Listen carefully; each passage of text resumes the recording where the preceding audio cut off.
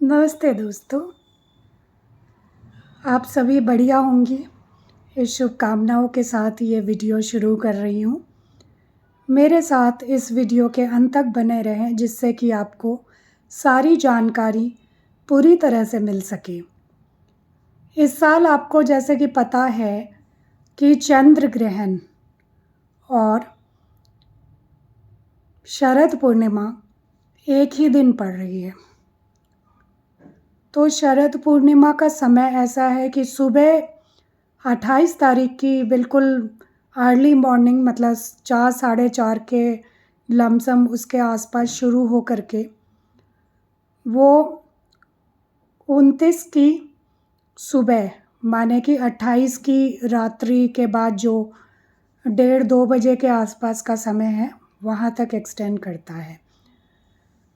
शरद पूर्णिमा का ये टाइमिंग है।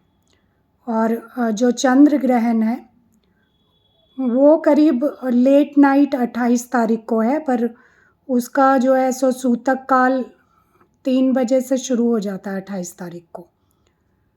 तो जहाँ तक शरद पूर्णिमा की जो खीर रखने की बात है, तो इस साल खीर आप नहीं रख पाएंगे क्योंकि वो रात को रखी जाती है।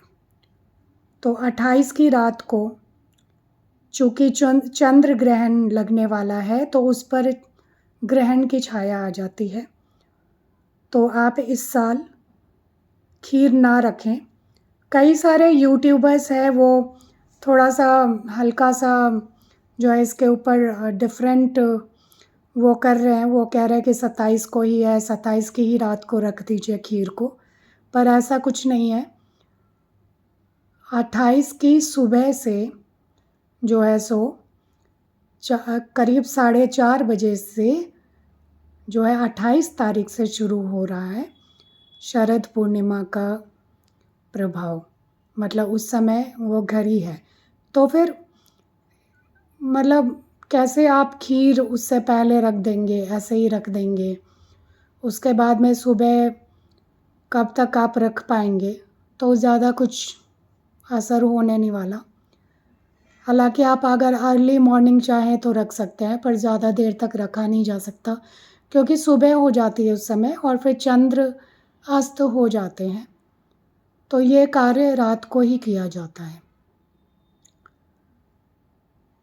तो आपको ये करना है कि दोनों पूजा, मतलब शरद पूर्णिमा की जो लक्ष्मी पूजा है वो आपको 28 की रात को ही करनी है, जिस समय चंद्र ग्रहण लगा हो। मतलब दोनों की पूजा की टाइमिंग एक ही होगी, तो दोनों ही शुभ समय है। आप लक्ष्मी जी की भी पूजा कर लीजिए एक माला से, अगर आपके पास कमल गट्टे की माला है तो उससे कर लीजिए, नहीं तो रुद्राक्ष भी चलेगा।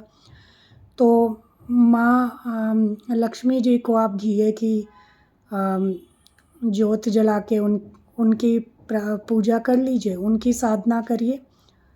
मैं आपको एक बहुत ही छोटा सा मंत्र देती हूँ श्री लक्ष्मी जी का, वो है श्रीं श्रीये नमः। या तो आप लक्ष्मी चालीसा का भी पाठ कर सकते हैं। और इसके बाद लक्ष्मी जी के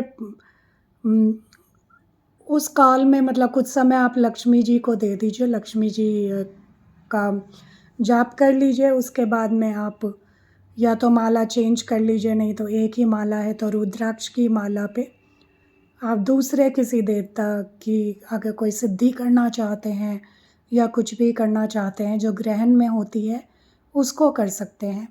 तो उस समय आप चाहें तो दीपक को बदल लीजिए, अगर मीठे तेल का दीपक लगाना है या घी उस देवता का, या वो मंत्र की सिद्धि अगर घी के उस पे नहीं होती है तो आप दिया चेंज कर ले, सरसों के तेल का या कोई भी मीठे तेल का दिया जो है सो वो लगा करके आप कर लीजिए। तो इस समय को आप व्यर्थ नहीं जाने दें और इस समय का पूरा सदुपयोग कीजिए। और ग्रहण की जो साधना का समय है वो लगभग 2-2.5 घंटे के आसपास ही है, मध्य रात्रि में, मतलब 12 के आसपास से शुरू हो कर के जो है सो वो 1:30-2 बजे तक का समय है या शायद 2:30 बजे तक का समय है। तो ये पूरा विस्तार में आप इंटरनेट पे देख लें कि क्या मुहूर्त है। और मैं मेन बातों को क्लियर करने के लिए आई थी कि इस साल आप खीर या कोई भी भोग ना लगाएं शरद पूर्णिमा पे, क्योंकि आप ही को बाद में ये लगेगा कि इसके ऊपर ग्रहण का असर था और आप उस प्रसाद को खा नहीं पाएंगे, तो फिर कोई फ़ायदा नहीं है। बस आप अपनी मंत्रों की साधना कीजिए, मंत्र को जितना हो सके अच्छी तरह से ध्यान से उनका जाप करें। और सिद्धि के लिए ऐसा समय, मतलब दोनों योग का एक साथ आना करीब 60 साल के बाद हो रहा है, तो ऐसा मुहूर्त बार बार नहीं आता। तो कमर कस लीजिए और शुरू हो जाइए अपनी साधना के लिए। कल तैयार रहिएगा, रात को जागना है 2-4 घंटे के लिए, तो वो जागिए। और जागना किस लिए? अच्छे कार्य के लिए, सिद्धि के लिए। तो माँ की भी पूजा रात्रि में होती है और लक्ष्मी माँ की और ग्रहण की भी सिद्धि रात्रि को होती है। और बाकी मेरे वीडियोस को देखेंगे तो आपको समझ में आएगा ग्रहण के समय क्यों साधना करनी चाहिए। तो वो वीडियोस को भी ज़रूर आप देखें पूरी तरह से। और मेरे चैनल को सब्सक्राइब कीजिए, शेयर कीजिए। पूरा अंत तक सारे वीडियोस को देखेंगे तो आपको काफ़ी ज्ञान मिलेगा। और चाहे तो आप दूसरे लोगों को ज़्यादा से ज़्यादा शेयर करें, सो दैट वो कोई गलती ना कर दें कल के चंद्र ग्रहण और शरद पूर्णिमा में। ऐसा ना हो कि वो सूर्य के समय में या एक दिन पहले वो रख रहे हैं खीर को, तो उससे क्या होता है कि विषाक्त भी हो सकता है खीर, और गलत चीज़ मतलब दूध फट जाए, कुछ ऐसा हो तो फिर वो उल्टा नुकसान कर देती है। और वैसे खीर क्यों रखा जाता है?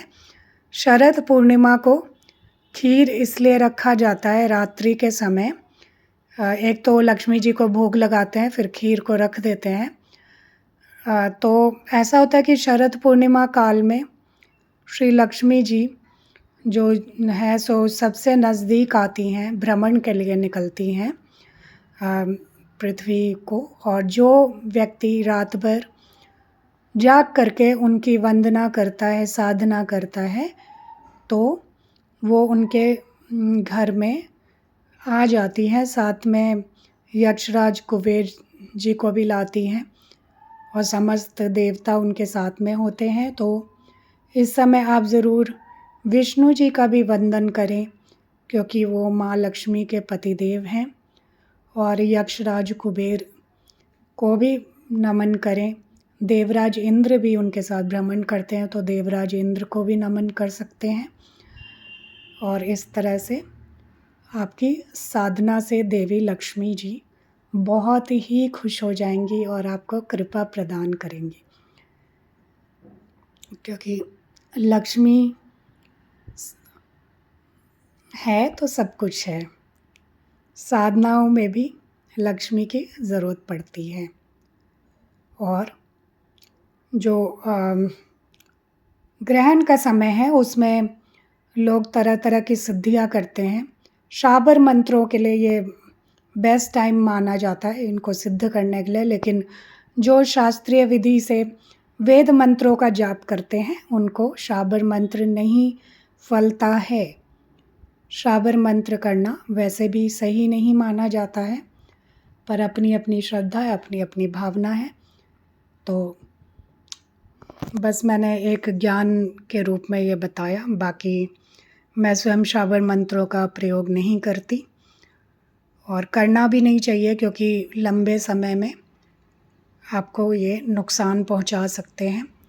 लेकिन अगर बहुत सुपर इमरजेंसी हो, कुछ ऐसी बात हो कि भाई जान जा रही है, तो ही इन मंत्रों का विशेष परिस्थिति में गुरु की आज्ञा से ही इस्तेमाल करना चाहिए, इनको सिद्ध करना चाहिए या इनका उपयोग करना चाहिए। तो बहुत बहुत धन्यवाद। मेरे साथ बने रहने के लिए और अपना प्यार देने के लिए। ज़्यादा से ज़्यादा लोगों को मेरे वीडियो को शेयर करें और आगे भी हमारे साथ बने रहें। प्लीज़ सब्सक्राइब करें, जिससे कि मैं भविष्य में भी आपके लिए ये बेहतरीन सूचनाएं लेकर के समय समय पर आती रहूं। धन्यवाद।